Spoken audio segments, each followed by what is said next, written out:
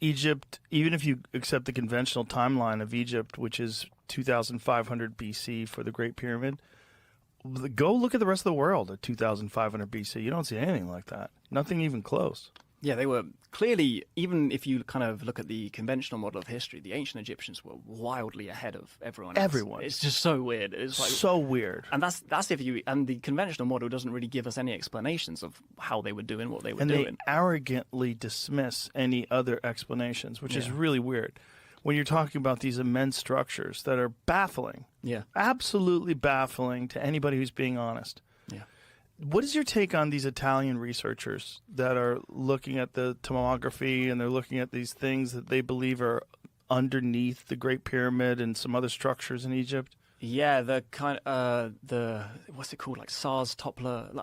I mean, I don't know. I'm always a little bit suspicious when you make sensationalist claims with new technology, and that doesn't mean it's wrong. That just kind of you have to be suspicious because it's bonkers. It's I mean, crazy. if what they're saying is 2 kilometers deep underneath the Great Pyramid, there's structures, and there's hundreds of meters of these pylons, these pillars that are in uniform positions with some sort of a coil wrapped around them. Like, what is that? What is that real? And they reproduce it in multiple different scans, but I don't know what they're seeing. I don't understand the technology, understand where the errors could be, like what could possibly cause it to glitch like that.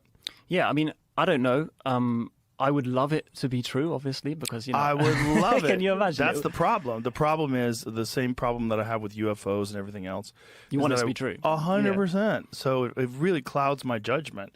And then I have to get my, analytical mind to say, shut up. Yeah. Let's look at this honestly. But I mean, I think, there's definitely something below the Giza Plateau. Like, that's always been written about in ancient sources, and these kind of scans, and then people you have stories of people going down into labyrinths that aren't, accepted by Egyptology, and there's definitely massive mysteries surrounding Giza and the construction of the pyramids and what could potentially be below the pyramids. And this kind of new pyramid scan project has the potential, I think, to, make big progress in understanding what is below Giza. But I don't know, until there's better data out there, I'm not going to, jump to any conclusions and declare that this is like evidence of, a lost advanced technology civilization or anything like that. No, you can't. But I am so excited about just the possibility that they're right.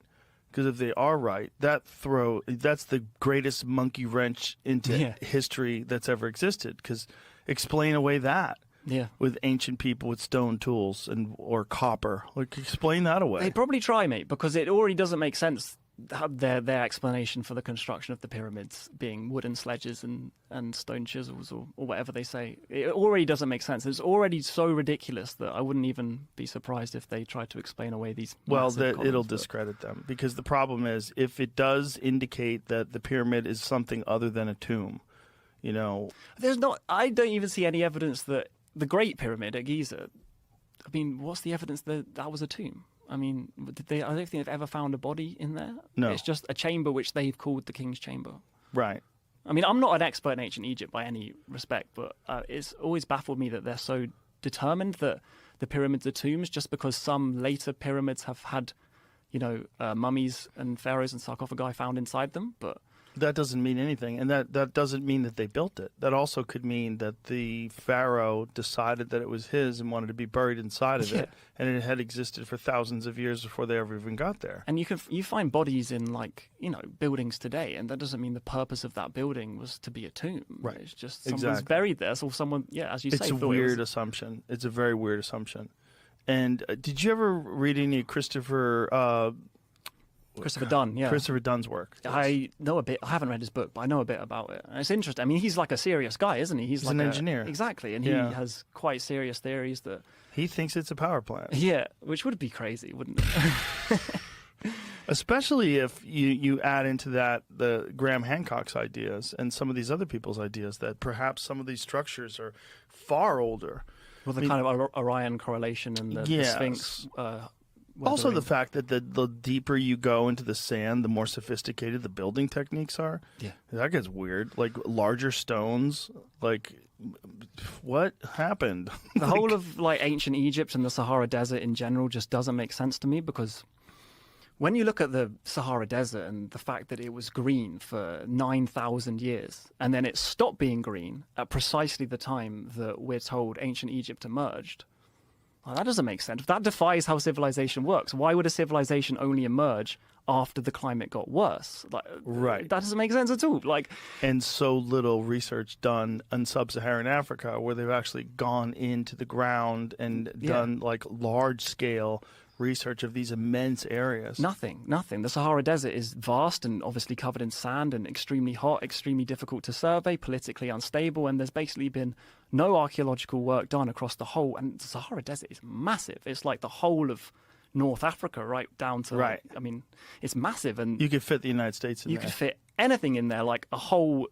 Like preceding civilization for 9,000 years leading up to ancient Egypt. Like, it's the perfect place. It's right by Mesopotamia. It's right by Egypt. And yet we have this blank spot for the 9,000 years before the development of civilization, which is kind of also the gap between, I mean, it's a little bit less than this, but the gap between Göbekli Tepe and the birth of civilization. We have this huge area which would have been perfect for civilization, full of rivers, lakes, grasslands, perfect climate, and it's just missing. Also, abundant resources where they could establish a stable civilization because they had so much food and they weren't being attacked, so they could kind of set up shop and figure some things out. Yeah. Over a long period of time. Yeah. So my theory is that things were happening in the Sahara Desert when it was green, in the Green Sahara, for those 9,000 years. And then, because it was really quick, that's what I don't think people realize, is that when the Sahara Desert turned from, you know, green, lush paradise, whatever you want to call it, to a desert,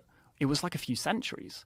It's called rapid desertification, and it flipped, not overnight, obviously, but in a few centuries compared to 9,000 years is a rapid change. And for any kind of culture that was living there, you wouldn't have noticed it straight away, but in 50 years, you'd be like, fuck, it's getting a bit hot here. Do you know what I mean? Like, shit is going on. And then so I think maybe people migrated to the last stretch of green that was still available to them, which was the Nile River. And then the kind of survivors or the migratory populations developed around the Nile River, and using the kind of experience and knowledge that they had from their lives and the kind of history of their cultures in the Green Sahara period, that is what led to ancient Egypt. I mean, that's just a Well, it's theory, also but just an assumption that ancient Egypt didn't exist alongside that, That's true, or even previous to that. Which is also possible, especially when you consider what Robert Schoch thinks about the erosion, the water erosion in the Temple of the Sphinx. Yeah, the kind of explanation away of that also never made sense to me, that it's wind and sand, because when you see pictures of the Sphinx, even from when they kind of found it in Napoleonic times, it's buried in sand. Right. And there's records from the Egyptians themselves who,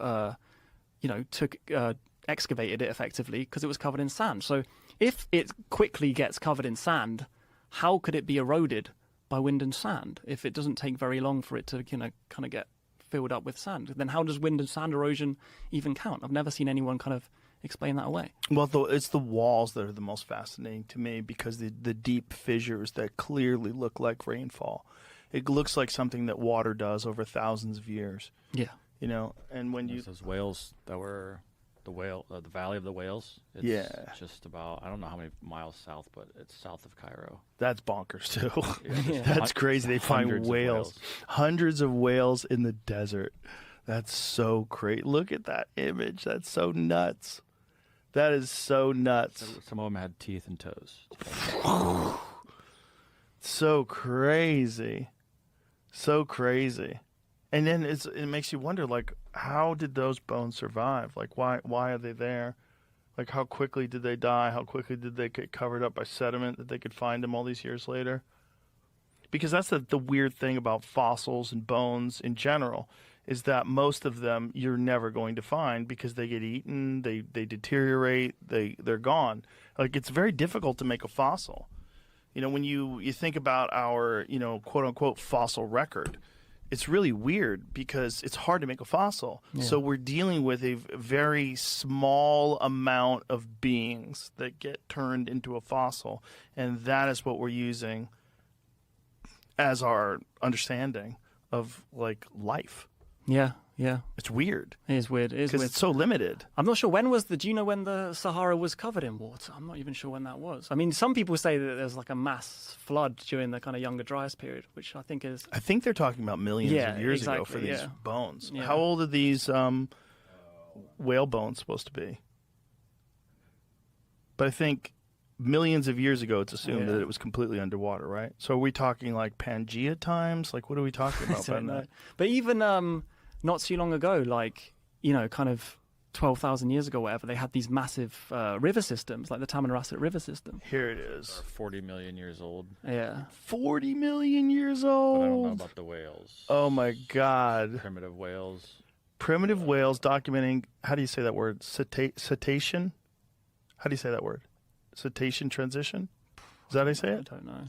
Cetacean transition to marine life, sauridians and reptiles, as well as shark teeth from the Genaham Formation 40 to 41 million years ago. The strata in, I don't say that either, Wad al-Hitan belongs to Middle Eocene epoch, and it contains extensive vertebrate fossils within a 200-kilometer area. Fossils are present in high numbers and often show excellent quality of preservation. The most conspicuous fossils are skeletons and bones of whales and sea cows. What's a sea cow? I don't know, man. What's a manatee? You ever see the precursor to whales, like where whales came from? No, where did they come from? It was an ancient animal that was like almost like a hooved wolf. What, sea animal? No, oh, you mean it was so they were land animal. That's why they breathe air. Oh, of course, they're mammals, aren't they? Yeah. That's weird. It's super weird. It's super weird. It was some animal that supposedly lived on land and is real freaky looking, almost kind of like dog-like. Yeah. And that thing eventually became said, a whale. I just like swimming. I'm going to go back and into then the one sea. day it said, I'm never going back to the land. It's filled with assholes. I'm just going to live out here in the ocean where all you have to contend with is sharks. This article calls it the god of death whale. Wow, that's what it looked like. That's what it looked like. That's pretty terrifying. But there's some images of it on land, some depictions. Yeah, that's what it looked like. That freaky thing was what whales came from. That thing walked around the ground and then eventually said, If it's 40 million years ago, is that what those skeletons are then? Maybe. Interesting. Some of them maybe, right? Because they do know that thing. It was when whales walked in Egypt. Wow. I was watching, I don't remember whose podcast it was. I wish I could remember. But we were talking to some guy that found definitive evidence of dinosaurs in Egypt. So if you go back far enough, there were dinosaurs living in that part of the world as well. What's that one image you just saw right there with the mouth open? Yeah, that one. That's crazy looking. Prehistoric whale ancestor. Look at that thing. Whoa. That's crazy. Here's the sea cows. What? This image says a prehistoric sea cow was killed by a prehistoric croc. Wow. Then eaten by a tiger shark, but I don't know. Boy. Life is hard where there's no doors. That's the problem with the ocean. There's no doors. There's nowhere to hide. So it's just constant chaos. It is just constant things eating things in this 3D space where they can go up and down and side to side. And that's just nature, isn't it, man? Everyone's just killing everything else. And yes. We made it. But we figured out doors. We did. We figured out walls and doors, and that changed the game. But when did we do that, Joe? That's the question. That is the question. Because a lot of people would claim to think, and the kind of consensus always is, that we didn't do that until 12,000 years ago. We didn't settle down and form permanent communities until the Neolithic Revolution. And I think that's one of the major paradigms, if you like, that we have regarding our past that simply doesn't make sense in light of new evidence. If you enjoyed today's episode on JRE Plus, don't forget to give it a thumbs up and share your thoughts in the comments below. Thank you.